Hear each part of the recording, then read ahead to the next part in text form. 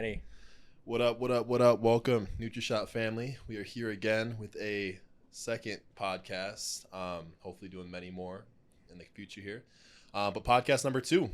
So I'm here with Ty right now. What's going on, guys?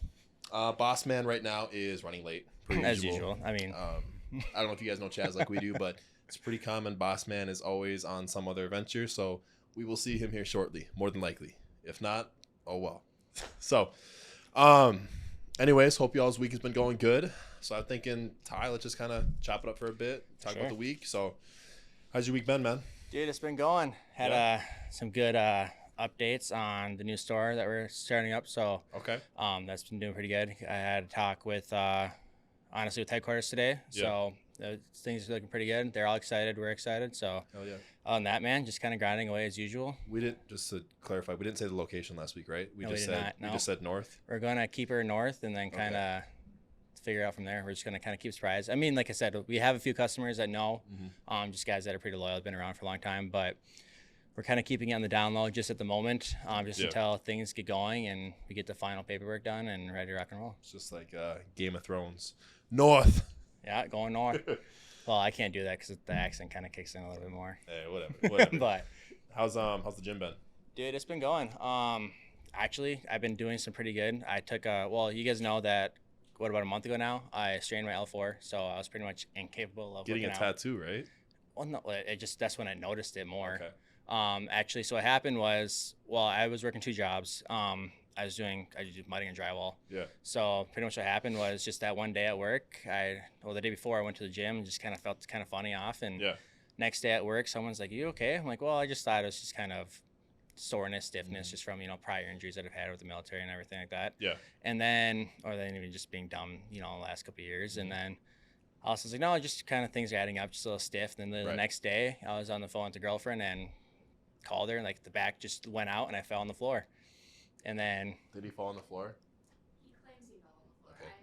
I have no proof. So The girlfriend's back here, so I had to clarify. so we end up having to get that fixed out, and then took damn near 3 weeks off the gym, I think. And then I switched to, as you guys know, I switched to different programs, just more of like functional fitness, functional athlete program, and it worked out. It helped me while I was getting therapy and stuff like that with my back.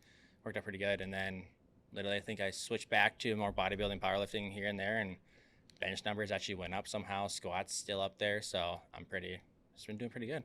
It's funny how that works. Like sometimes, I don't know, even myself, like if you have a minor setback with anything, could be 2 days, could be 3 weeks in your case. It's like in the moment, I feel like it's so stressful. Like you're like, shit, I'm gonna lose all my gains. I'm gonna be a flat piece of crap. Little do you know, you bounce back, and it's just like all of a sudden you're like, oh man, I didn't even lose a beat. Sometimes you come back even better. Oh yeah, yep. So how about for you? How's the gym been treating you? Not getting banned and shit from the gym? Yeah, I gotta stay PG here. Yeah. But let's just say that certain gyms are not always a fan of outspoken people who don't like to have a filter. I mean, that's kind of common, I think, especially with nowadays when you see a lot of trainers aren't playing the part, man. And they see people that are, and they're seeing the business come in. And since they don't work for that gym per se, like, yeah, I get it's still a business. They have to follow business. But if you're still getting customers coming in, paying what pretty much pays those, like, you need members to come in before you even can pay the trainers. Right. So if you're getting more members in from these guys that are bringing their clients and working out with them, in your case, you're working out with them, not training them individually. Like, you are bringing in customers for that company. And, let's be real. I mean, guys like you and I, it's sad that it's like this, but we don't fit the traditional mold for what a personal trainer is like in 2024. I mean, if you guys follow me on social media at all, you'll see I go on rants about this stuff all the time. But I feel like a lot of trainers nowadays, people are trying to be trainers just for the spotlight you get as being a trainer. Yep. And you're kind of free memberships. In a way, you're put on a little bit of a pedestal because people are looking up to you for health and fitness advice, and a lot of that goes to people's head. And I think now, just with the availability of everything on social media, people see that and they're like, ooh, they're drawn. I want to be a trainer. I want to be in a position where I can instruct people, and even more so, be in a physical, mental, emotional, healthier state. The problem with that is you're getting your average Joes right off the block who, might have been training for a year and are of the mindset of think they know everything. We kind of talked about it last week. When you're new to it, you think you know everything. So these people are all of a sudden becoming trainers out of nowhere. When you're a trainer, quite honestly, you're putting someone's livelihood in your hands. You're Definitely. instructing them on what to eat, what to supplement, what to train.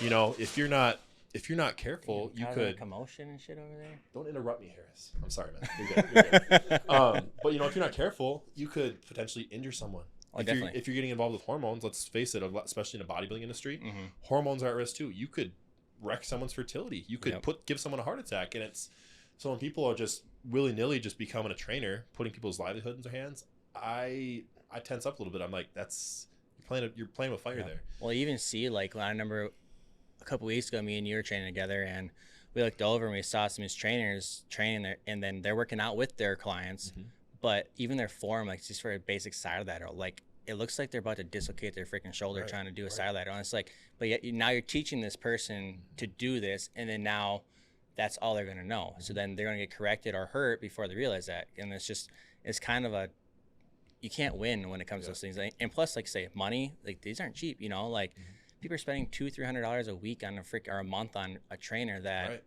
they're seeing for an hour in the gym. Not even that. Yeah. And then they're seeing an hour in the gym and they're teaching all these wrong things. And it's kind of sucks to see, you know, and then, or like, I get some trainers, you know, are going to be naturally skinnier. Like we got a good buddy he's a good trainer, knows what he's talking about, but he's a naturally skinny guy, you know, and that's fine. You know, people see that, you know, but as long as the knowledge, but a lot of times the knowledge, if the physical appearance isn't there, but the knowledge is, that's one thing. But if the knowledge isn't there and the physical appearance isn't there, like you either are scamming these guys, in my opinion, or it is a scam. Yeah. I think so. Word of advice for anyone out there, if you have had a trainer before or you're interested in a trainer, do your research. Don't just hire the first person your gym tries to set you up with, because 9 times out of 10, it's not going to be worth it. And we're not saying this to come to us. We're going to say this in overall general. Like, yes, we offer these programs, but we're not saying it to come to us. We're just saying our 2 cents that we've noticed in the industry overall, going all these different gyms overall, these big name gyms, small gyms. Like we've been all these different gyms in Minnesota, especially, and we're noticing it just across the board. And like there are phenomenal coaches outside of us that even our guys here go through. Like just a disclaimer, like we're not saying come to us, we're just putting the 2 cents out. And word of advice, if you're trying to go get help from a personal trainer, maybe lose body fat, gain muscle, let's pray to God your coach at least is farther ahead than you or has done the same thing themselves, because if they're showing you how to do something that they don't actively do themselves or have never done themselves, I mean, put 2 together, it doesn't add up. You know, like you have to be walking the walk, and it's common sense. I mean, you'll see these personal trainers and their specialty is muscle building. Well, they're 140 pounds soaking wet and they're swimming in their clothes, you know? So if you're trying to be a personal trainer, for those who are trying to be personal trainers, you know, be a trainer, humble yourself, you know, don't understand you don't know everything. Put yourself through the grind first so you can come out the other end with that knowledge and you actually look the part. But kind of going back to the gym's not banning me, it's hard because being a personal trainer, I mean, going to these corporate gyms, I'm not throwing shade at these trainers, but you look at the trainer versus you look at guys like you and us. Guys like you and us are a little bit farther ahead than these trainers, putting it politely. And doing our own business, we make a lot more money than these 9-to-5 employed trainers who are brand new. So when we walk into a gym and, you know, we've got a business who is more successful and we look a little bit more intimidating, you know, that's a easy target for gyms to kind of poke the bush at you a little bit. So then if you are a trainer too, like we have an old customer here, and actually a pretty good reliable customer that brings us a lot of clientele as well, where he owns his own gym and he hires these trainers out and he offers a pretty damn good deal. It's like like you can't, like those are what I'd recommend to trainers. Like, yeah, starting out, go to a commercial gym, do your thing, get the knowledge, get the clientele, and then to better yourself, look into these private gyms that are offering these clientele, you know, like you literally pay rent. It's, you know, I mean, I could be, you know, like what he's the way to sound like, yeah, you just pay rent and kind of like you're like a barber chair. You pay it, you know, you pay your thing, and then, you know, you split, of course, some of your profit with them, just like you do here, you know, for you guys, and then it just works out, you know, like those are what you strive for, is to get a spot like that where, you know, have your clientele, go to a private gym. You make a lot more money doing that versus these commercial gyms, because these commercial gyms, all they want is profit. They don't give a crap about anything else. Right, exactly. So I think covered that. But I mean, other than that, week has been great. Training's been going awesome. Work's been going awesome. Personal life's been going awesome. I have nothing to complain about. That's awesome, buddy. Just bump the table here. But I was thinking today with today's podcast, or Ty and I were thinking here, that we kind of want today's topic to kind of revolve around like the beginner person who's trying to make a change in their life. That could be someone, in my scenario, someone who wants to maybe get into bodybuilding, or could be just someone who wants to lose 50 pounds, or even just gain 50 pounds. Gain 50 pounds, improve their blood work. Like, imagine someone, or if this is you walk into this store or you walk into this gym, you see one of us, and you're like, okay, I'm raw. Where do I start? Yep. I was thinking we could kind of take this podcast today and really, I mean, we're going to try to stay structured, try to give quality information here, but just kind of go back and forth on really. Like I said, looking at some of the questions we had, like, we're probably going to get a little heated on some of these questions, just because some people always want the shortcuts, and you're not going to get a shortcut. Mm-hmm. And then we're probably going to be pretty passionate in that. Yeah. And then we're always, one thing you can count on, we're going to give you an honest answer. We're never going to sugarcoat stuff for you.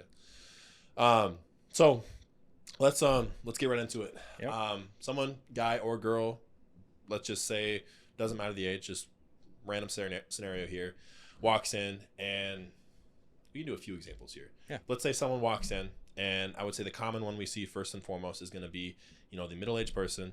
Maybe they got a few kids at home, they got a significant other, they're busy life, working a 9-to-5 job, a lot of these commitments, and until they've walked in here, they've been doing nothing. They eat out a few times a week, they don't work out, they don't do anything for supplementation. Mm-hmm. Let's talk training, nutrition, supplementation. Yeah. So let's start nutrition, because whenever someone walks in, you and I are pretty similar. First thing we ask is, what's your diet like? Yep. So let's start there. So let's just say this person, they're eating a very inconsistent random diet. Sometimes they eat good stuff, sometimes they eat bad stuff, but it's not consistent. Yep. So I'll let you jump right in before I go. What's one piece of advice? You don't have to be everything, but just what's one thing? One piece of advice that I always say right away is, after I ask what their nutrition is in their diet, they either say A, they don't have enough water. Yep. Or B, caffeine, which we're all guilty of. Mm-hmm. Or C, they're eating out once, twice a week. Mm-hmm. First thing I say is cut out your fast food. You're going out, grabbing food. I mean, I'm guilty of it. Today I had Jersey Mike's, because I didn't have food at the house. It is what it is. Have it in moderation, not weekly. Mm-hmm. That's going to be your biggest, especially if you're in a weight loss journey, weight gaining journey. It's a different question, which we get to that in a minute. Mm-hmm. Weight loss is going to be the biggest one, where these guys are still eating out, going to Culver's, McDonald's, mm-hmm. Taco Bell, that everyone's like, oh no, whatever. Oh, and then, so that first thing I say is cut out that. And it's like, well, I do it at work, because I travel for work, or I am construction, or whatever it may be. Mm-hmm. I always say, cut that crap out, and then balance out. Focus on not necessarily all healthy meals, but focus on home cooked meals first, because those home cooked meals, even if they're bad home cooked meals, they're still gonna be better than going out. Guarantee you it's less calories than getting a freaking exactly. Well, not even that. It's the grease, the fat, the preservatives in these foods. At least if you're cooking home, say if you make a burger at home versus going to the store, the meat's so much different quality. And even if you don't drop 10 pounds from cooking your food at home, I guarantee you're going to feel night and day better. Which that in itself is a win. But then kind of going off what you're saying there, okay, minimize the eating out. Minimize the unplanned, random junk food. Mm-hmm. That's good. And I'll be the first one to say, you can work that in to have moderation. I don't eat just chicken and rice every single day for the rest of my life. You still have to have a healthy relationship with food. Mm-hmm. That's the biggest thing, is you still got to have that healthy relationship with food, because you don't want, for one, a lot of us, we call is soulful, we all, in my opinion, there's no such thing as just a style of soul food. It's every food feeds the soul a little bit. Mm-hmm. All of us have those days we want a pizza, we want a freaking cheeseburger, we want whatever, that helps us happy. So if we're going through mental issues, having a nice shitty meal is actually really nice. And ideally, we get everyone to that point where they can be to a point and be like, they know, all right, I've done this, I've done that. It's okay if I indulge in this tonight, and they know they'll be just fine. But to get to that point, that's kind of what we're talking about right now. Because the reality is, when you just start, you have to be a little bit more strict than you do when you're 5-10 years on the road. Because when you're 5-10 years down the road, you are much more in tune with your body, and your metabolism balances out and everything like that too. Right. For example, someone like myself, 5 years ago, I had to be strict because I was essentially priming my body to run off certain food sources, priming my metabolism, understanding how my body responds to certain things, certain amounts, timing, you name it, to where now I'm at a point where if I'm in an off season and not prepping for a show, if I got to go on a date night, or if I'm going to go see family, I know that if I take a meal off and even eat some shit food, I know that I'll bounce right back and be just fine. But you take Brenda, the 45-year-old house mom of 3, and you have her go eat out one night and she water balloons up and puts on 10 pounds, it doesn't work the same as someone like me. Yep. So bouncing off what you said with minimizing the junk food, in a nutshell, let's just call that consistency. Yep. Consistency across the board. When we can control variables, we know what we can pull, where we have to go. Consistency is king. From there, next thing is if you're trying to lose weight, it's going to be a deficit of calories. I've said this to everyone. Thankfully, a lot of people are more aware now, but weight loss, weight gain, law of thermodynamics, your body burns calories, your body takes in calories. If you take in less calories than your body is burning, your body will burn excess body fat and lose weight to make up for the reduction in calories. If you're in a surplus of calories, your body has excess, so it stores those extra calories. And if you're just sitting on your butt, it's going to store those extra calories as fat. Yep. So next simple thing, start monitoring your calories. I can't stress this enough, just because when you understand what's actually in that Taco Bell meal, or what's actually in this healthy bag of organic grass-fed chips, Which is not organic. which healthy, unhealthy, I don't believe in healthy versus unhealthy. I believe in good whole food and too much versus too little of something. Like I said, let's bring it back to the burger. Like Yeah. you can get, good whole ground meat to make a burger, and it's like I said, you can still put all the toppings, all the same stuff you get at Culver's, but just the eating itself, you're gonna feel so much better than at Culver's, because that Whole Foods is gonna make such a difference in getting this processed meat. Amen. And then once you start tracking things, you're going to be aware of where you are. You might be shocked, be like, holy cow, I thought I was eating 2,000 calories. I'm actually eating 4,000 calories. Yep.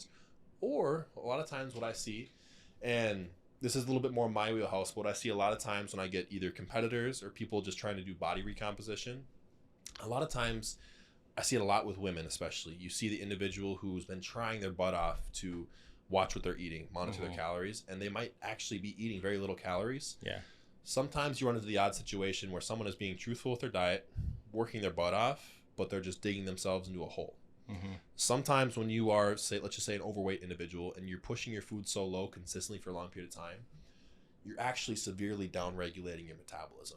And what happens when you downregulate your metabolism, as soon as you go off the rails and you binge or have this roller coasters type diet, because your body is so depleted and not in a healthy state, your body is in survival mode. So of course, when your body's in survival mode, you give it the slightest bit of surplus of calories. It's going to take everything. It's going to take every calorie, and it's going to store it all, and it doesn't want to get rid of it. It will not want to get rid of it until your body is in a healthy state.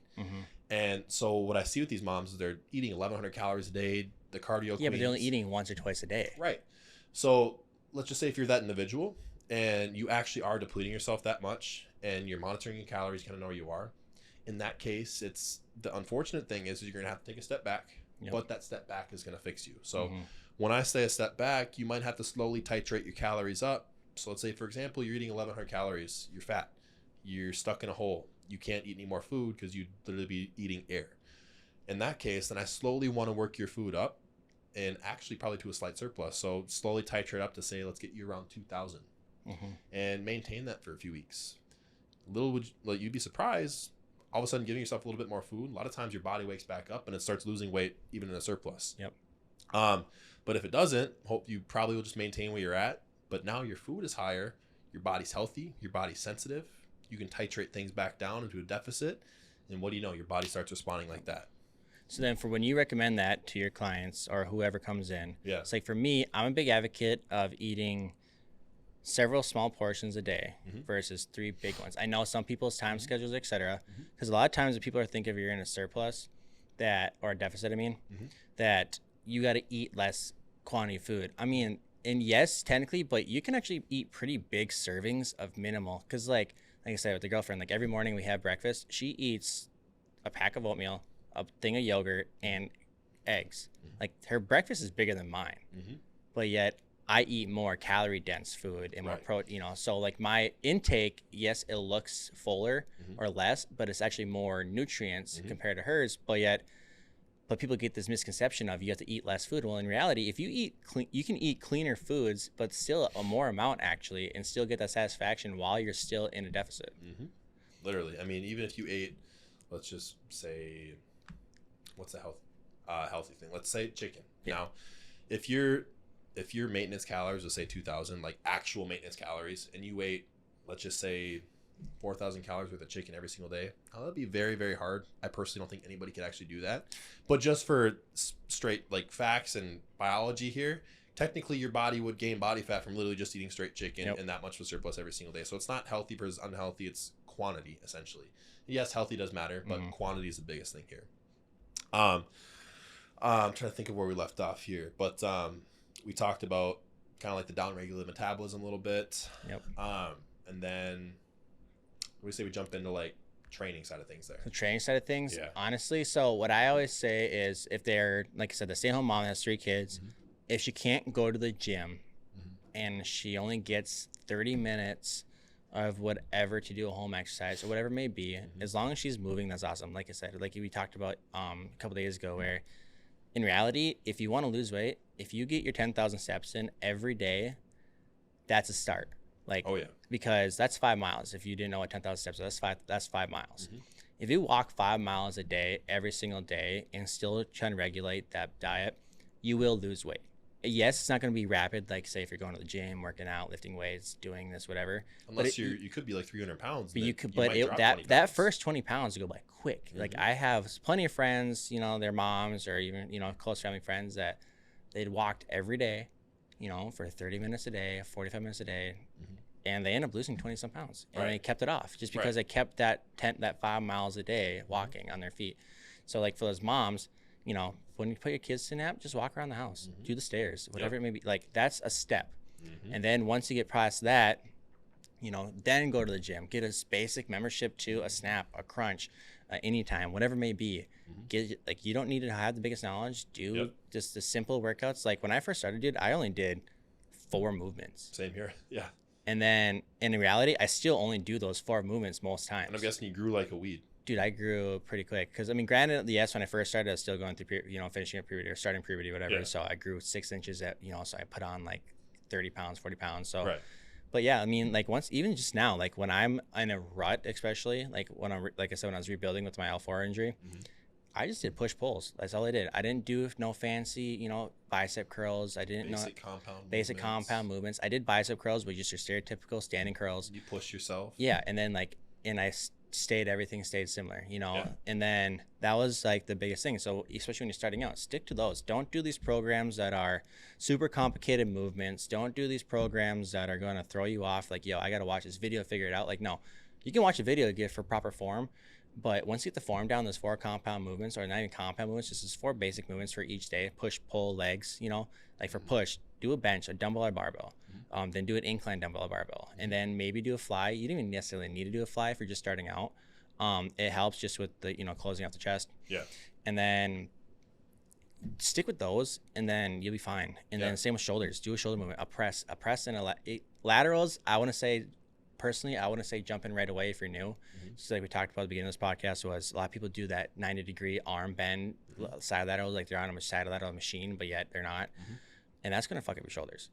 You know, and then so I'd say get away from that. Just stick with the press, because it's going to work your front delts. Do behind the head press if you want, if you're able to. Just work those rear delts a little bit. Those are really for, and then upright row. Those are 3 movements you need for shoulders. And I think that was perfect.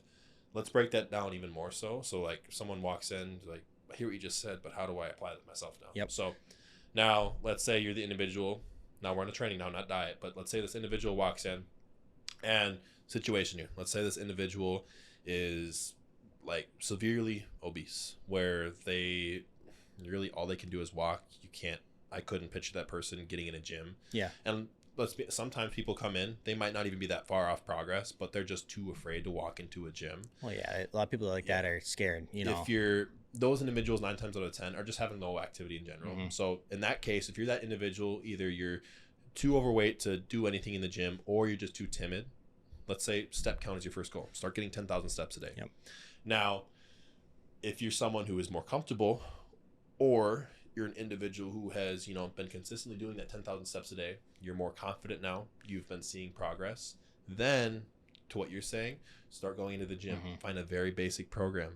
That might even be a time, we talked about personal trainers, that might even be a time to do your research and find a personal trainer, just because I guarantee you walk into a gym, if you don't have a program, you're going to be sitting around looking, feeling like such an odd person.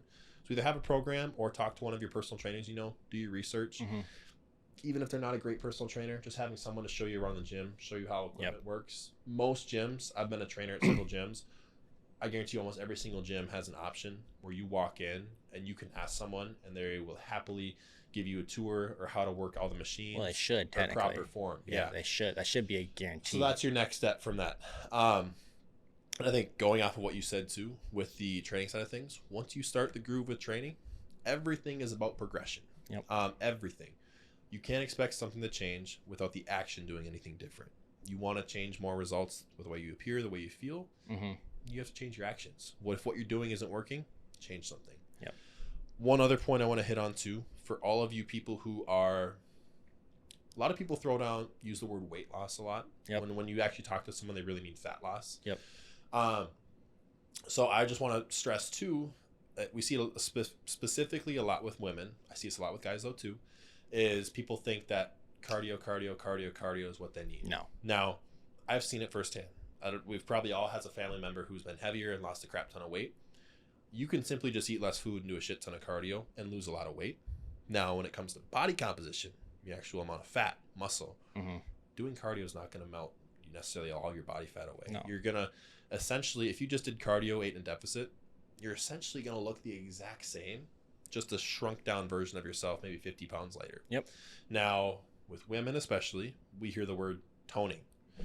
Toning simply just means having some muscle definition, just having muscle definition. Yep. Maybe a little bit less body fat to reveal more of that definition, but simply just development. You look at the average person, or they hop on our body scanner here, muscle mass is low. Yep. So going to the gym, actually lifting weight, forcing your muscles to wake back up, and you're actually, it's cliche, but you're actually sculpting that new physique you kind of now, this kind of going off topic a little bit, same topic, but when it comes to them with the weight loss journey, why do you think women are so afraid to build that muscle?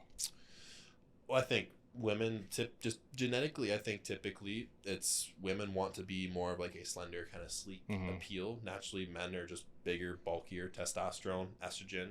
I think it's more appealing to women. Not all women, but a lot of women, more often than not, it's more appealing to have that more smaller, slimmer kind of look. But what they don't realize is part of having that toned, sleek look is muscle definition. Yep. Look at a bikini competitor on stage. Now, not everybody strives to be a bikini competitor. Yes, you put it next to an average person, they're very thin, but let's be honest, a bikini competitor still has muscle definition. Yep. How do you expect to have an hourglass shape without any development? Your shoulders, your back, a lot of people want an hourglass shape. That requires some muscle development that you're not going to get just from cardio. You have to go into the gym, lift weights, and progress over time. Yep. So then we're still doing pretty good on time here. Did you have anything else you wanted to add in that really quick? Honestly, no, just for the starters, dude. I think that's pretty much it. And then we always preach on, in the fitness industry, you always preach on cut out drinking, which, yes, for overall health benefit, that is a big thing. And if you abuse alcohol, of course, you're going to gain weight, etc.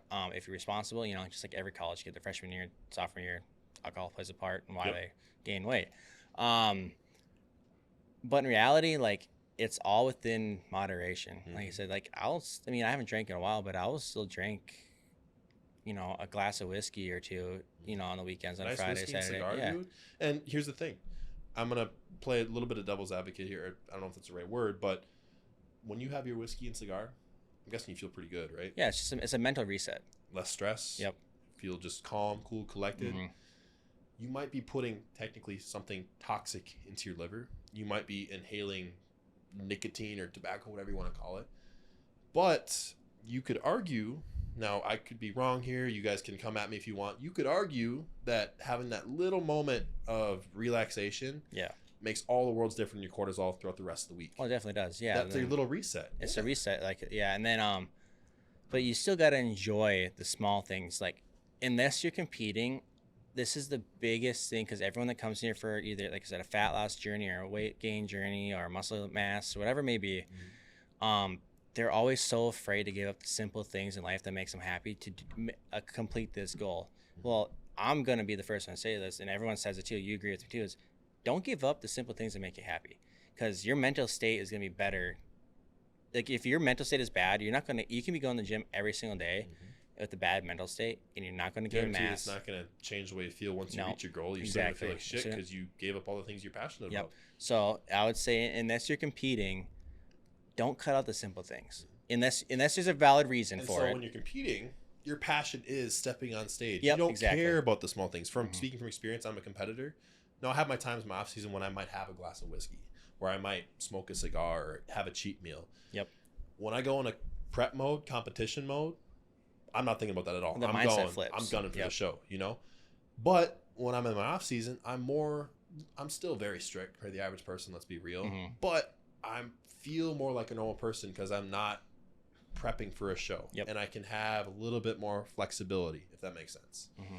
Do you want to kind of flip this? Someone who comes in and wants to gain a little bit of weight? So gaining a little weight, man, like I said, every question we ask her, if you have a goal in mind, the first thing I will always ask you is your diet. We already went over that. Because yes, you can supplement. People always want this fast track with supplementation, so it's going to help you. Supplements aren't going to work unless your diet's on par, unless your routine's on par. I can tell you nothing here is going to work for you. Like I'll say this to somebody. I'll tell you, like, it's not going to work for you if your diet's not on par. I had a guy come in today. Not going to say his name, but he came in. He was 367 pounds. He was about an inch shorter than me. He was a big dude. Very nice dude, but he was a big dude. And he knew he was a big dude. And he came in today, and the first thing he asked me was, what kind of fat burners do you guys got? So I stopped him in his tracks. And that's everybody's first question. And they don't know any better. So I'm not going to get mad at them for that. But they don't know any better. So I stopped him and I'm like, hey, respectfully, man, can I ask you more personal questions before I have you buy money on supplements or spend money on supplements? He's like, sure, go ahead. So I asked him, what's your diet like? And I started talking to him. I got him on the body scanner, looked at his stats there, and then I was kind of able to explain to him where he's at, where he needs to go. And we talked for an hour. We didn't talk about supplements once during the hour. I told him how to kind of set up his nutrition, what he should do for activity. He was one of those individuals where a little bit heavier, doesn't go to the gym. I told him, get 10,000 steps, watch your calories a little bit. He was also an individual who was eating less than 2,000 calories. He was 367 pounds. Damn. And I told him, we did the scan, told him he should be eating like 3,500. So we put him right around there, and I guarantee he's going to drop weight like he crazy. still will. And then coming back to around full circle, like, yes, we're still a store, and we still need to make, sell our product, whatever. But the thing is, though, even Bossman, he goes, I want you to get on track first and then come back to us for all the things you're missing, and then we'll help supplementations, because those are going to be the biggest things is, like I said, like you both said, like you just said too, is supplements aren't going to work for you, dude. If you're just wasting money at that point. Like, we don't want you to do that. Yeah. And so we had our talk. It was a great talk. He was very grateful for it all, and I think this guy's going to kill it. But he still wanted to buy supplements. So what we did, I got him some greens, because just help him get more fruits and vegetables in his diet. Or everyone's lacking. Get him a multivitamin. I got him some protein powder because he liked to have some kind of like a protein drink, which is cool, but very simple stuff. And then probably focus on hydration down the road. Yeah, I think I got him salt heads too. Yeah. So just very, very simple stuff. Flipping it back now, we talked about someone who's trying to gain muscle. You started talking about nutrition. So did you have anything more to say on nutrition at all? Not nutrition, no. Like, is the diet's gonna be the biggest thing, for, of course, you got to be in a surplus. A lot of people get really scared about surpluses too, that they have to eat this crap ton of food. I'm going to be a random example here, and I'm going to be the person that comes in. So how much of a surplus should I have? Well, I always recommend, so you got to find your resting metabolic rate. So once you find that, I always say if your resting metabolic rate calorie intake is hard for you to intake, personally, I'd recommend just trying to up that at 500 at first. Just do 500 start. I mean, this is just how I do it. You could be completely different. I'm the same way. I'd always recommend just 500 calories more to start off. Then once you're able to consistently do 500 calories, I would say every couple of weeks, increase it up to 500 calories until we're at that goal. That the scanner recommends, the scanner's gonna be off a little bit because it's only a scanner. But once you get that goal of what the scanner says, then we'll start fluctuating with the macros and everything like that. And then, but you always want to find something that's manageable, because if it's not manageable to somebody, they're going to give up right away. So they're going to keep trying to figure out, increasing the calories for it's manageable each and every time, because for one, they're going to realize this is actually easier than I thought it was going to be. Because in reality, I mean, we both consume 3,500 plus calories a day, and like that's a low day, on a low day, and we're eating 6-7 times a day.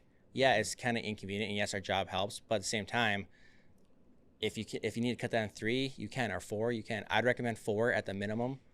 But it's relatively easy, if I'm being honest with you. Right. Once you get in the groove and the discipline and the consistency of everything, that calorie count is super easy. Like for me, I mean, I speak, you talk about counting calories. I haven't counted calories in a long time, but I've done it for so long now where I know exactly how much chicken I need to eat, how much rice I need to eat every meal, where I don't have to put it on an app. Right. And I was the same way. I probably tracked using MyFitnessPal Yep. for probably 3.5 years straight. Then once I stopped doing that, I started working with coaches. Currently at this moment in time, I'm not with a coach at the moment. We'll be here soon shortly, but for the past few years, my coach has just told me exactly what to eat, so I've had that convenient. But then also, I could look at a bowl of food and pretty much probably You can gauge plus or it, minus yeah. 100 calories. I could be pretty spot on with what's in that meal. Now I'm saying, would I be a lot better off if I actually sat there and counted my macros, et cetera? Yeah, I'd be probably look better, be bigger, stronger, whatever. Yeah. But so yeah, then going off of that, that's pretty much the next thing I do. And then after that, man, I really don't have anything, because honestly, building muscle is a whole lot easier than losing fat, in my opinion. Newbie gains, yeah, for sure. And guys like you and I, who might be a little bit more, let's be real, guys like you and I are probably a little bit more genetically advanced than the average Joe who walks in. Like we'll just look at our teenage years, childhood years. Like we were probably a little bit ahead. Like once we started stepping foot in the gym, we started growing. We progressed rather quickly. And unfortunately, not everybody gets that benefits of being able to, even newbie gains. Like I've had some people who go in the gym for constantly and they still don't notice a whole lot of things. And I mean, it's unfortunate, but you just got to work. Means you just got to work a little bit harder, So like, because pretty much when it comes to either side, weight loss, fat loss, muscle gain, is consistency and discipline are gonna be your best friends. Like if you lack those, I'm sorry, but you're not gonna go anywhere. Right. So now, kind of jumping more in on the training side of things, we talked about diet, surplus of calories, carbohydrates are going to be your best friend, or fats, depending on the individual. Play around with it. Training side of things, when it comes to building muscle, now you might disagree with me on this, it's okay, but I think yes, nutrition, training, they're equally important, but when you are newbie gains, you can pretty much do anything in the gym and respond just fine. But after kind of that like 2-year period, you might hit a point. So I see a lot of guys, they kind of get through that initial wave of confidence after the newbie gains, and like they might sit with themselves and be like, all right, well, I made progress this far, I'm kind of at a plateau.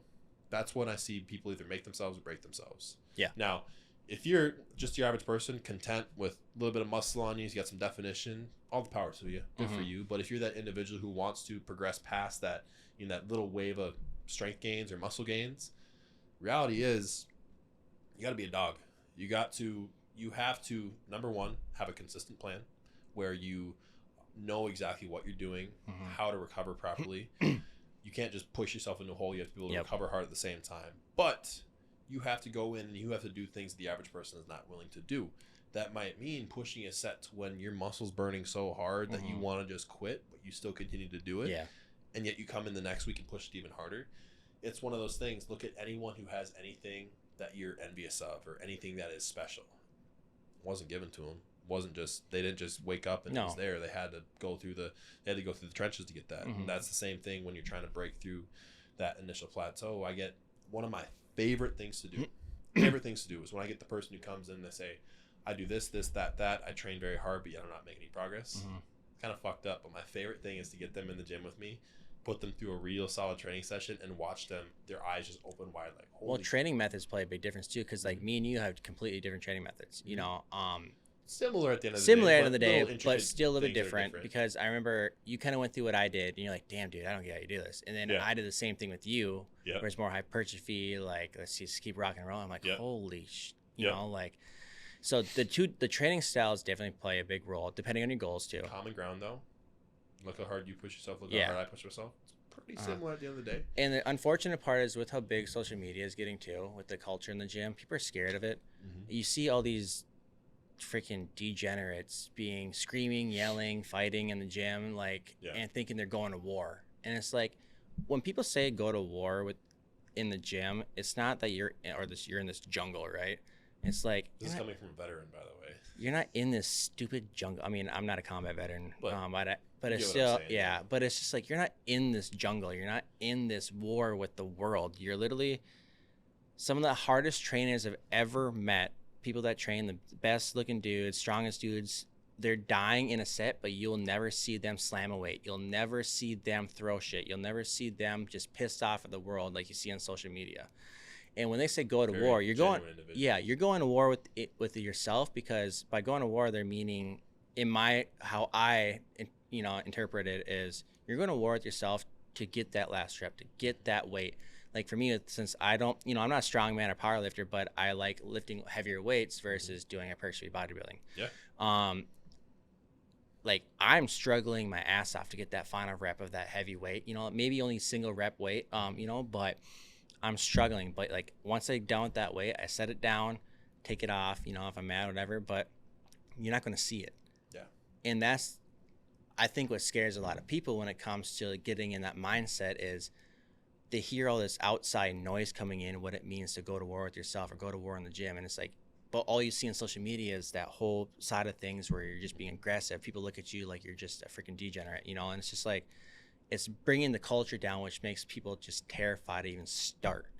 All it is, let's keep it simple. All it is, train like a dog today. Next week you come in 1% better. Mm-hmm. That's all. If you really want to simplify it in layman's terms, that's all we're talking about here. You can't do the same thing and expect different results to happen. You know? And so, and also to clarify too, training like a dog, going to war, there's a million ways to train hard. Yeah. Everyone is different.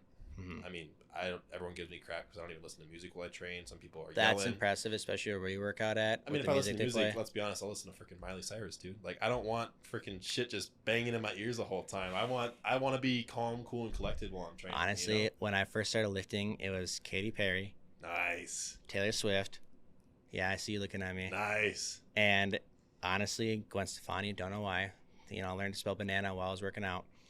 Like, I don't know why, but like we always had that mindset. Like we even play on the big speakers for some reason. And just that like upbeat music kind of helped you starting out. Yeah. But then as I get older, my music changed a little bit. Now I have my death metal going on and stuff like that, but I guarantee you, when you're in the middle of that heavy set and it's either shit, you got a barbell on your back, you're getting that thing up, or if it's coming down on you, I guarantee you, in your eyes, in your head, you are going freaking crazy. Even if you got Katy Perry bumping in your ears. You want to know why I switched that music type, though? Why is that? Because when I started lifting heavy, I didn't want to fail and have a weight on me, and all of a sudden you hear in the background is like Katy Perry freaking firework in the background. Like, I didn't want to be crushed. I didn't want to be crushed waiting for help, and all you hear is firework, and it's just like, okay, you know what?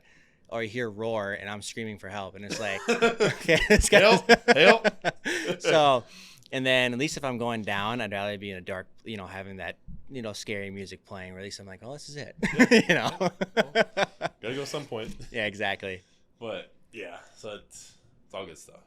I'm trying to think, was there anything else I had to add in?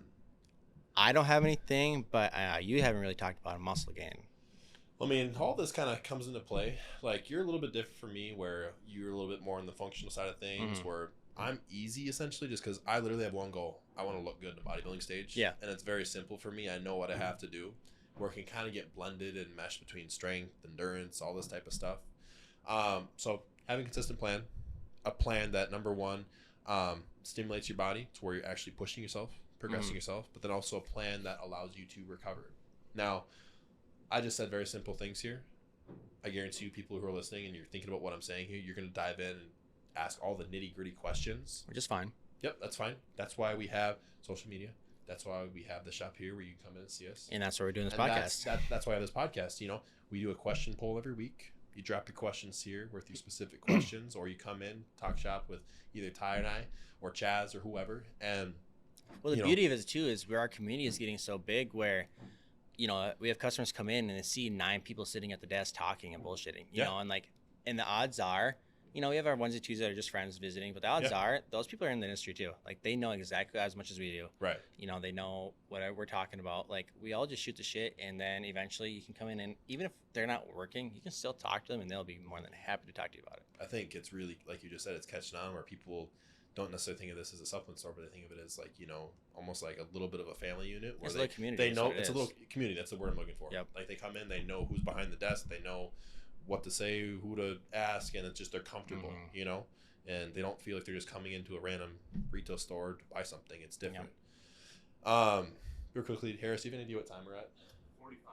Damn, already. Okay.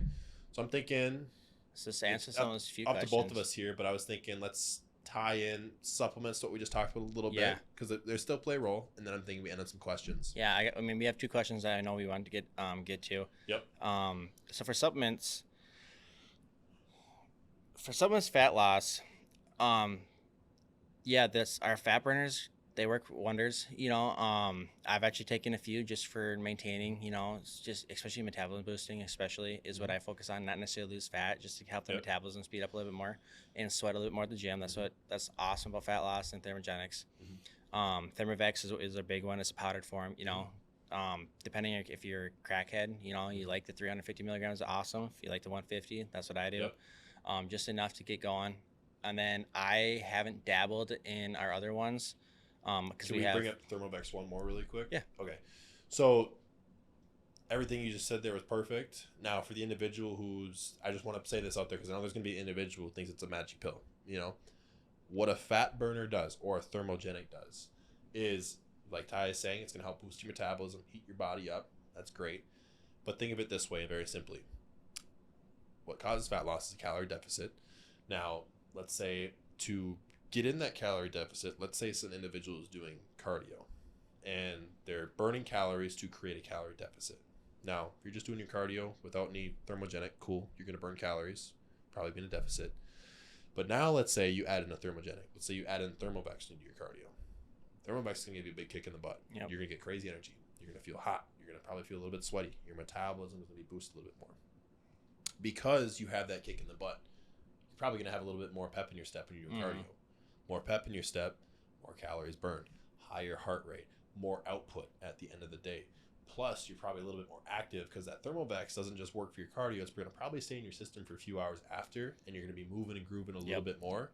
And that activity overall, plus the added benefits to getting your metabolism primed, especially early in the day, that's kind of how that thermogenic works. Now, in the grand scheme of things, if you just took a thermogenic, it ain't going to do jack shit. But when you're on point with everything like we're talking about here, that's where they really shine. And then if you don't want the caffeine, we're just kind of talking about, if you don't want the caffeine, we do offer pills that are non-caffeinated, that are like the MitoShape or MitoSculpt is what it is now. And then also like Hypercore is caffeinated, but that's an intense one. But like we have different variations that's going to help you out. So outside of thermogenics for fat loss, we have the Yihimbian, which is awesome for fat loss. That's another one that you can tackle a little bit more. And then also, dude, like, believe it or not, I think creatine and protein powders are the main 2 that you need. Or not even just protein powder, just protein in general. Because creatine there's so much more studies coming out with creatine, for fat loss, metabolism boosting. There's so many things. Monohydrate in particular, we do offer other ones, but pretty much the most studied and most relied in Old Faithful is going to be your monohydrate. Monohydrate is going to enhance pretty much everything in reality, like fat loss. If you're in a fat loss journey, muscle gain, it's going to increase everything. So I think creatine and a good protein source are going to be your 2 best friends when it comes to starting any journey. Especially like I said, fat loss, because you're still going to need because when you're doing a fat loss journey, you're still going to need to have the protein to build the muscle mass, and you want that lean muscle mass, like you said earlier. So you're going to want that protein source, because especially if you're in a deficit, you're probably not eating as many proteins as much. So have that. And if you're not a big protein fan, have an Evo9 EA or Alpha EAs that we offer, because if we all know, branched chain amino acids make up proteins. So proteins are going to be those things that if you don't like protein powder, can't have it because you're lactose, dairy, gluten, whatever it may be, and you hate the vegan stuff, go on a simple EAAs, because the EAAs are going to be those 9 that you get through your diet anyways, that you get through protein, and then that's going to be there. Now, I'm not saying that's going to be your foundation. That's not going to be, the thing that makes or breaks you. But if you don't consume a protein, you should consume an EAA, in my opinion. Not overselling it, because there's a lot of controversy in Evo 9s, BCAs, etc. Girlfriend talk, me other talk, like, but that is the foundation that you need. You need those amino acids to still build muscle and lose fat. Especially if you were just starting out. Convenience is a big thing I talked about last podcast. If you're just someone who's starting out, say you're that middle-aged mom of 3, a protein powder, like you just said, the importance of protein is huge. Building muscle, losing body fat. Protein is satiating. Trying to be in a calorie deficit, the more satiated, easier you can follow your diet. Also convenience. So a protein powder is really, if you're an average Joe, like everything we've talked about has been great, but then keeping it even simpler than that, someone who really get them on the foundations, get them on a good omega-3, like a multivitamin and stuff like that. But then maybe the next step is just a protein powder or an EAA, like you were just saying, just because we're not looking to. I like to keep things as simple as possible. Exactly. So if, like I said, that's why I said if you're not going to do a protein powder, do an EAA. You don't necessarily need to do both. Yep. But if you're not going to do protein powder or and your diet's not getting, especially in a deficit, throw that EAA in there just because it is going to act as a protein. Yep. Hell yeah. And I think so. Like you're just saying, pick one. But then it's like, imagine if you just got your diet on point, worked out, picked one or two things. That's 4 things you have to focus on. Yep. Versus if they're like, I want this whole stack of supplements, and it's like I got 10 different things. I'm doing this with my diet, I'm doing this with my cardio, I'm doing this with my training. Going back to variables, streamlining the variables. There's a lot of different shit going on there, and it's hard to kind of pinpoint what's doing what. Start with the meat and potatoes. As you get leaner or as you get more muscle, your body's more sensitive. Yep. Your body will actually utilize and uptake these supplements way more efficiently.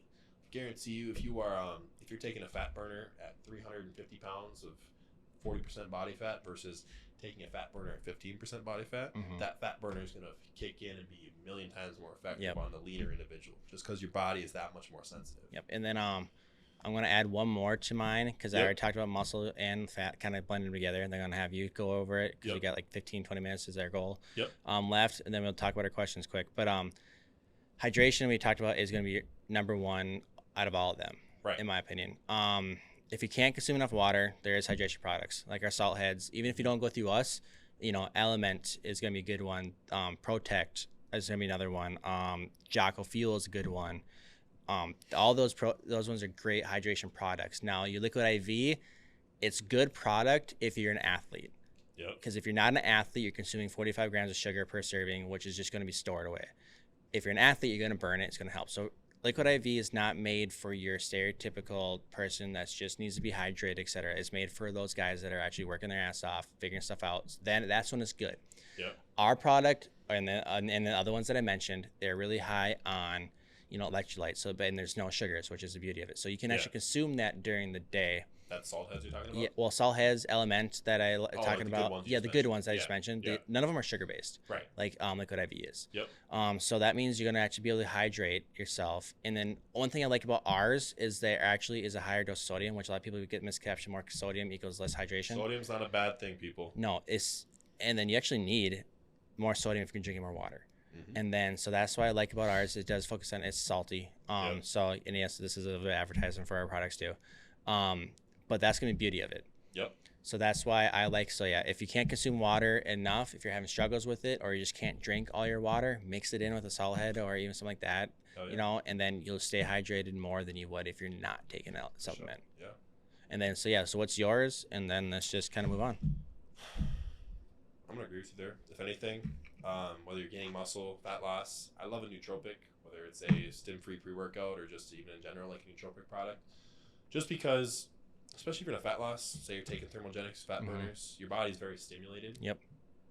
Thinking of cortisol, recovery, we don't want to overlap stimulants on yourself. So if you can have something to keep you a little bit more wired in without causing a cortisol spike, I think a nootropic-based product is going to be awesome. Yep.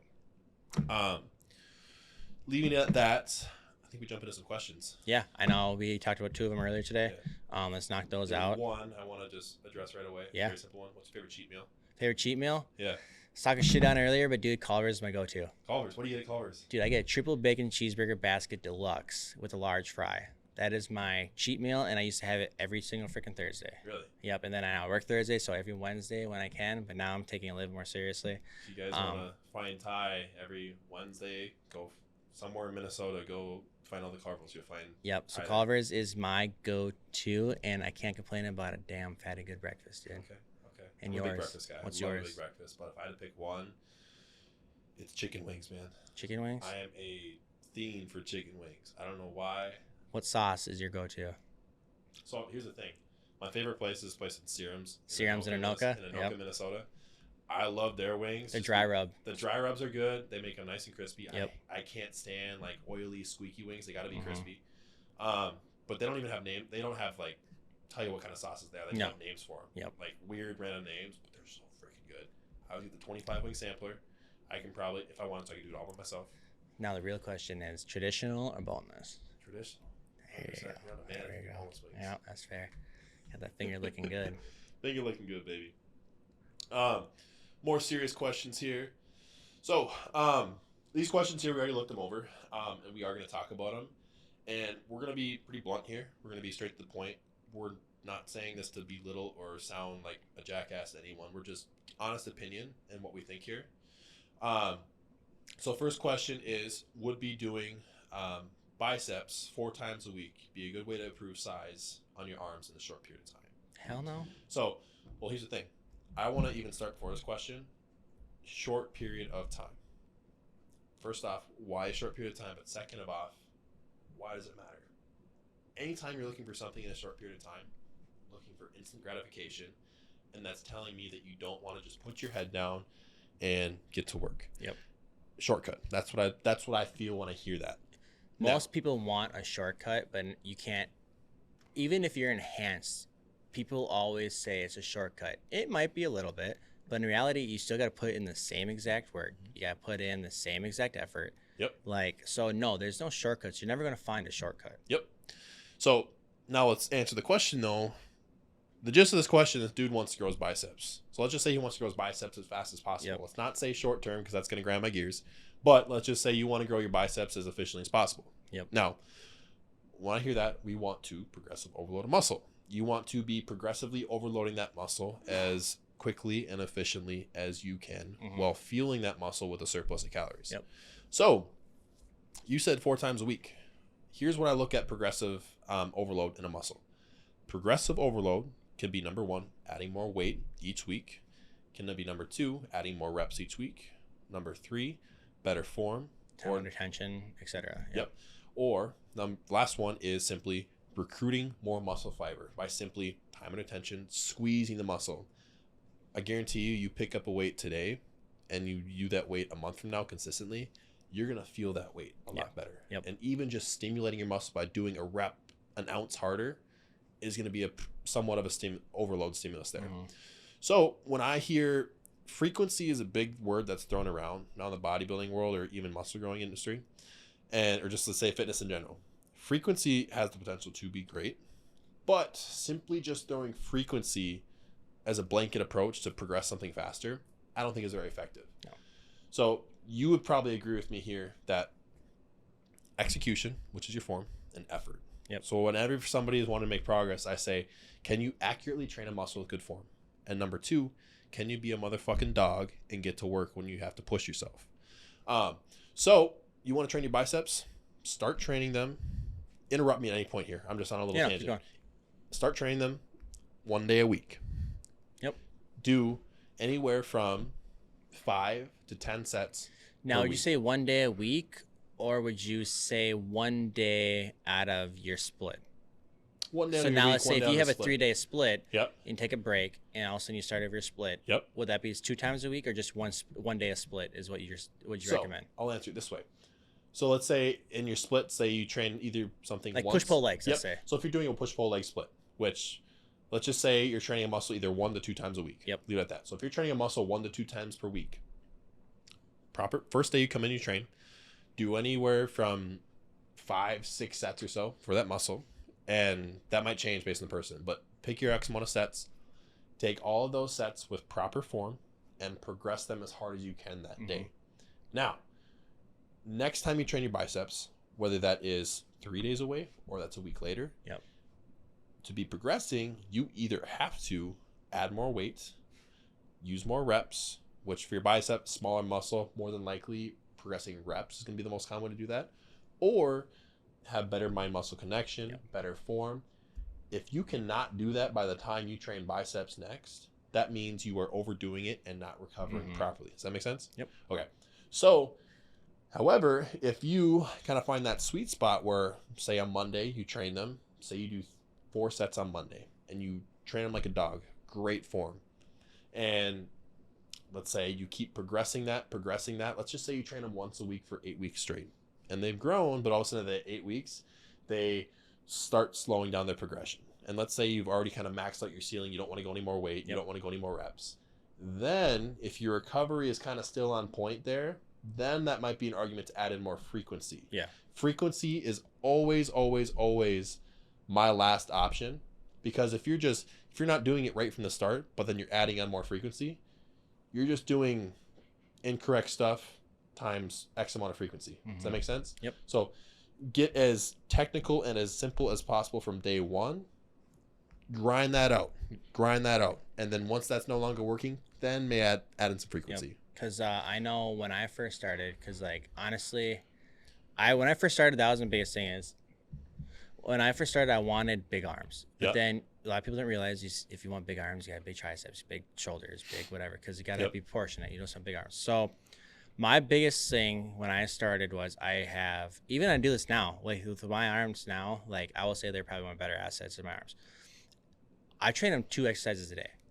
Or not a day, but like every time I train arms, that's it. Just 2 exercises. I do traditional dumbbell curl or dumbbell or barbell curl, straight, normal neutral grip. Yep. And then I say 3. I do a hammer. I do a hammer curl. Then I do a, traditional curl with either barbell or dumbbell. And then I do just incline, pulling it towards your chest, rotate it out, because then that works the girth of it, width of it. Yep. And then if you do traditional, works the peak. Yep. Like you really only need those 2 exercises or those 2 angles traditionally. This. Yep, exactly. And then pull towards yourself if you really want to get the extra. And then you really only need those 2 to 3 movements to grow arms. Yeah. And my arms still grow, and I just do those 3 every time. Yeah. And that's it. And I only do that, like right now I'm on a push-pull legs.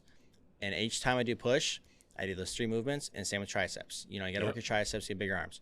I do a skull crusher variation of either a barbell or dumbbell. Yep. And I do a pull down variation, depending on, I swap grips. Like a push down, you're saying? Push down, yep. And then honestly, and then do a kickback, like a donkey kickback. And that's literally 3 movements I do most of the time. Yep. And it works pretty good.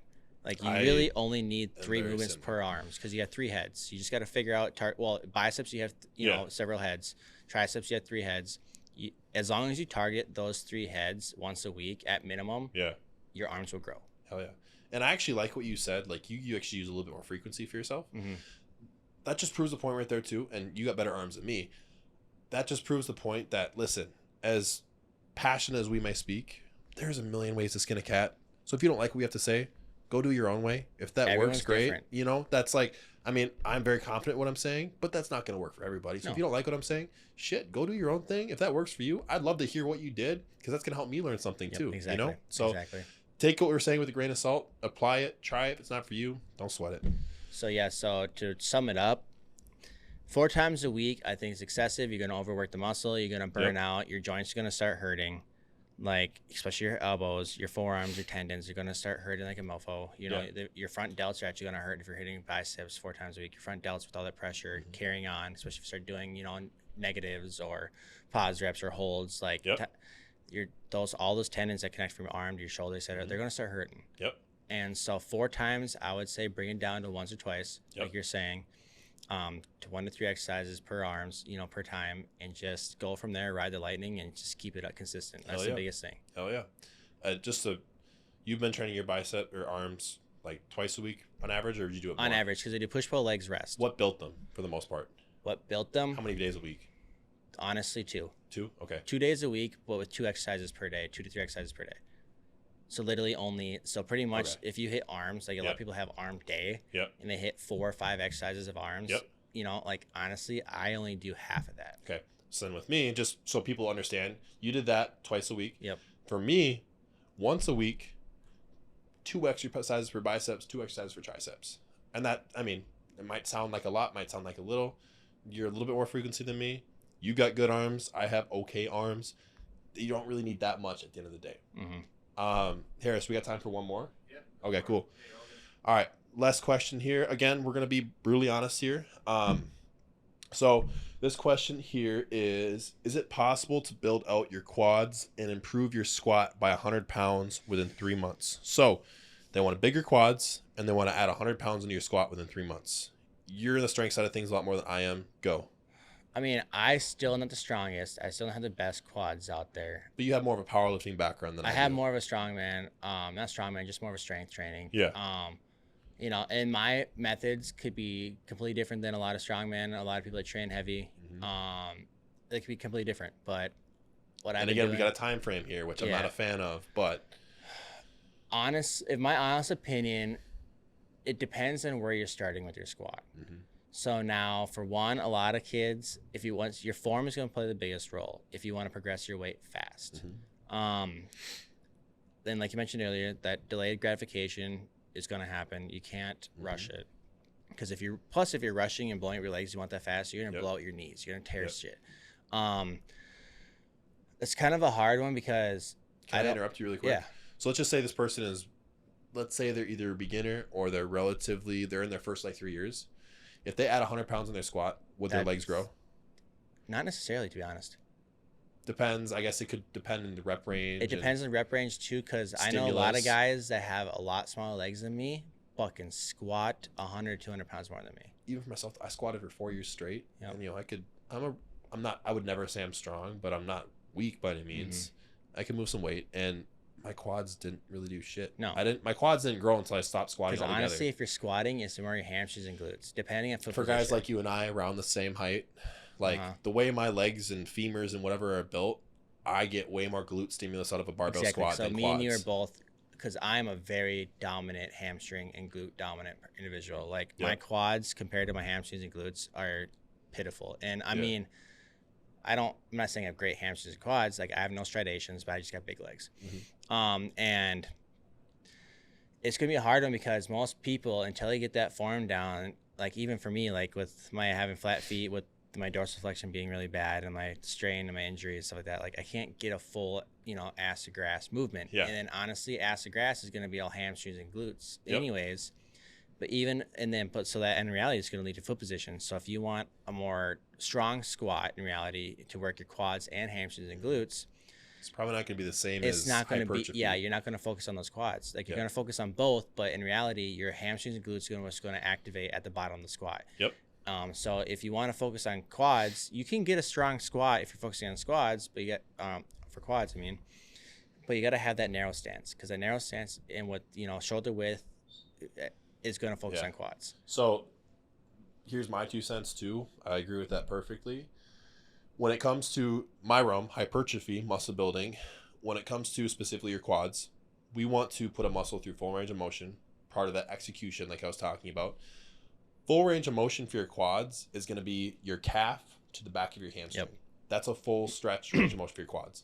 I can't do that when I barbell squat. No. I don't think you can do that when you barbell squat either. Honestly, most people, from what I've noticed, that squat a lot at weight, there's a handful, and that is one thing that I envy, the guys that can squat a lot of weight and still do ass to grass. Well, highly impressive. So look at over in like East Asia, how people like they're squatting down, like just genetically their femurs are. But those guys focus on cleans. They focus on everything else, clean and jerks. When you go over to a different country, not a non-American country where they're not sitting on their ass 24/7. A lot of times it's common for people to just squat down, and you look at naturally they can get their hips down, their knees protrude forward, that perfect range of motion. Back still straight. If you can't do that, I would say a squat is not going to be the most effective thing for building your quads. No, you can certainly get strong at your squat. Don't get me wrong. Which I would say if you added 100 pounds in your squat, again, forget the time frame here, let's throw out the window. But if you had 100 pounds in your squat, if you're trying to be a powerlifter or all you care about is strength, cool, do 1 rep stuff. But if you don't necessarily care about your strength as much, throw 1 rep out the window. I would say progress anywhere from 5 to 20 reps. Because you still get stronger. You still get stronger if you're doing hypertrophy. Yes. It is guaranteed. Well, I try and progress my strength every single week, just in a given rep range. Even a 2.5 pound plate every time is going to change a hell of a difference. Stick between 5 and 20 reps. You can kind of do both. Maybe 1 week you do higher reps, 1 week you do a little bit lower reps. But I would say if you could squat 100 more pounds, let's just say in a year, if you could squat 100 more pounds for 5 reps plus, I think there's probably going to be growth that happens, whether it's in your glutes, your hamstrings, probably your quads. I don't know your form. There's definitely going to be some growth that happens. Now, if you do that, I hope you do it. Good for you if you do that. But if you do that and your quads don't grow the way they wanted to, that's probably an indicator that either you need to change your form or your body's just not built to be doing squats. In that case, if you're a taller individual, longer femurs and whatnot, it's going to be harder. Finding a Smith machine, a hack squat, a leg press, that's going to be your best friend. For me, for example, I squatted for 4 years straight. My ass grew, but my quads sure as hell didn't. once I started getting strong in my hack squats and leg presses and even like a split lunge or something, that's when my quads started to blow up. And I was like, Yep. holy shit. I kind of left my ego aside because I love squatting. Put the ego aside. All of a sudden my quads grew. Yep. So yeah, so now just to pretty much sum up the question is, like I was saying earlier, is pretty much if you're going from a 100-pound squat to 200-pound squat, adding 100 pounds in your time frame you're looking at, is it realistic? Yes and no, but is it possible? Yes. If you're raw, I mean, like if you're raw, like you've never squatted before, Yep. you could probably do that. Like it is possible. It's gonna be hard, but not if you're going from 3 to 4, 4 to 5. No. I'm just thinking, like last time I did I did a safety squat. We'll call that barbell. Yeah. But I did like 315 or whatever it is in a safety squat, probably more than that. But Uh-huh. whatever number of weight it was, I did that for 12 reps. Yep. If I were to do like a set of 12 and had 100 pounds on that, shit, that might take me 2 years. Yeah, well, because that's the same with me. Is where I squatted from. At one point, I remember 2.5, 3 years ago, my max was only 325 on squat. Yeah. And it took me until this year to hit 500 pounds on squat. Yeah. And like, so that's 3.5, 4 years. More advanced you get, the slower Yep. the process is. Like, and it's just, that's the unfortunate truth. So if you want a time frame for strength, that's not possible. I think you're just asking for an injury if you give yourself a time And then frame if like you're that. looking for more time frame based stuff, strength training is not your route. Right. Like, if I'm being honest, if you want more of a time frame, hypertrophy is going to be more of the avenue you're going to go. It's still not going to be in that time frame you're wanting, but it's going to be more realistic to achieve a growth versus strength in a shorter period of time. Right. And I think it's important too, like especially if you're just starting out, just use good form, do what you have fun with. But eventually you're going to kind of reach a point where I see a lot of people, guys and girls, they want to get strong or they want to grow muscle. And it's like, I can tell you one thing, you can get strong as hell, but not grow a whole lot of muscle from that. Like I said, But some I of the strongest know- kids I know, they look like they're 180 pounds, but they squat more than I do. That being said, you look at a bodybuilder who steps up on stage, I guarantee you that dude can still get down and move some weight. Oh, definitely. So it's like if you're in between, I would lean a little bit more to the hypertrophy side of things. Because listen, people throw on the word hypertrophy like it's just fluffy pump work. No, hypertrophy training, it's a lot of hard, heavy volume with heavy weight, too, and you're gonna get strong still doing that. Yeah. Not as fast as a power lifter, but you're still gonna be able to move some weight. Yep. It's funny, you and I, like we're rather muscular dudes, but like I guarantee you we can go into any commercial gym, go up next to the powerlifter dude, and probably hold our own to somewhat of extent. Yeah. And that's not even focusing on powerlifting type training. That's Yeah. You're still going to be don't fool yourselves, because hypertrophy training does not mean light and easy. Yep. And then so yeah, I think that's it. Just kind of another disclaimer is, all this is based off of what we're good at, what's worked for us, not necessarily everybody. He's dabbled with different clients with training. I've dabbled with my friends, just kind of start out training since I'm just getting into personal training. All of this is just dabbling, so we're not experts or not anything. It's just kind of what we found to work best for us. Speaking on experience. Yep. So other than that, you got anything else, buddy? Shop Talk episode 2. Yeah, I'd say it's a it was wrap. good. I like doing this a lot, so I enjoy it, and hopefully they do too. I know we had a good feedback from the first one, and hopefully we can just continue growing and then continue on. Have more, we're going to have hopefully come in people do testimonials. Some of our athletes that we sponsor come in. I know a lot of different trainers we wanted to come in. Like, we got a pretty good list that we have people kind of venturing off. And so if you guys like the podcast, we always love seeing questions, because it gives us more stuff to talk about. So and we learn a shit ton and there's more. no dumb question, even if it's like one of those questions where I'm like, I'm going to be brutally honest here. It's still a good question. Yeah. Really good question. So if you have any question under the sun, ask that question. If you like what we're doing, recommend it to someone else who might benefit hearing what we're saying here too. Like, we're doing this we want to help people and kind of spread whatever we may know or whatever we don't know. So don't be shy. Let us see what you got. Definitely. And let's keep it going. Definitely. Alrighty, guys. So, see you next time. Shop Talk out. Attaboy.